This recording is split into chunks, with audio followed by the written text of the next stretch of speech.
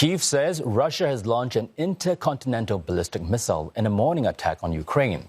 This marks the first time Moscow has used such a powerful long-range missile during the nearly three-year war. These missiles have a range of thousands of kilometers and can be used for delivering nuclear warheads. Ukraine's Air Force says the Russian attack targeted enterprises and critical infrastructure in the central eastern city of Dnipro. The military said it shot down 6 cruise missiles launched by Russia. It is unclear if the attack caused any damage, but the regional governor says the strikes set off fires in Dnipro.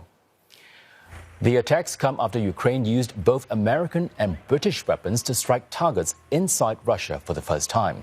Moscow says it shot down 2 British long-range missiles, also known as Storm Shadow. Multiple reports say Ukraine launched the missiles at a Russian military target in the Kursk border region. And for more, Dasha Chernyshova joins us live from Moscow, and Megumi Lim as well, live from Kyiv.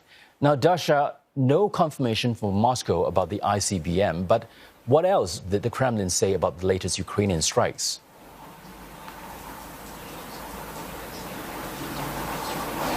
Well, indeed, we are hearing from the Kremlin comments regarding the escalating of the tension and irresponsible actions of the outgoing American administration that allowed Ukraine to target Russia with long-range missiles. And Moscow insists that this is not leading to any sort of peaceful solution. Instead, it only adding fuel to the fire. And Moscow says those are irresponsible steps. Moscow also says that it is making all the efforts it can to make sure the possibility to avoid any sort of nuclear conflict is still being used, while also saying that it hopes that the Western countries stem from the very same idea of not allowing a nuclear conflict. But those comments do come just days after the Russian president signed on a decree which lowered the threshold for the use of nuclear weapons by Russia. And Moscow does say that there have indeed been attacks by the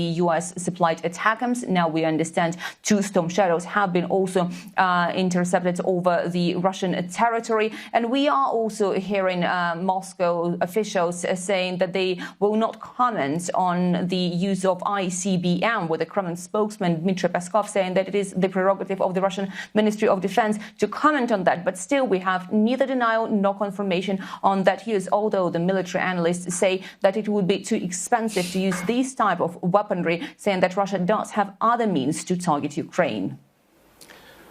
Well, Megumi, we're hearing reports of a massive attack in Dnipro. What's the situation like there?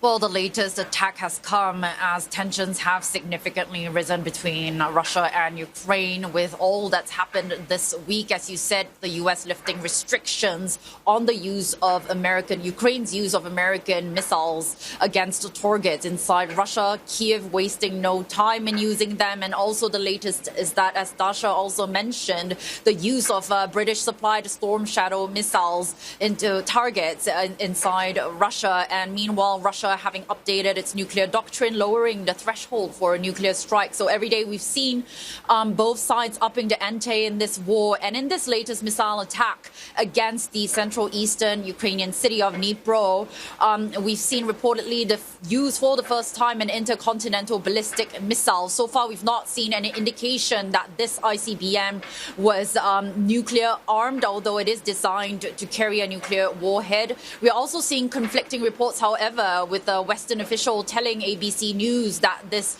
latest missile attack did not involve an ICBM. What we do know is that Ukrainian President Zelenskyy has responded to this latest attack in Dnipro. He said that Russian President Vladimir Putin is using Ukraine as a training ground for ICBMs. We're also seeing the West also rushing to get as much aid to Ukraine as possible before U.S. President-elect Donald Trump takes over the White House. He has threatened to cut off aid. He has said he will push for a negotiated settlement. So for Ukraine, there is a greater sense of urgency to strike hard at Moscow's war machine and to try to get to a position of strength before they have to sit at the negotiating table with Russia.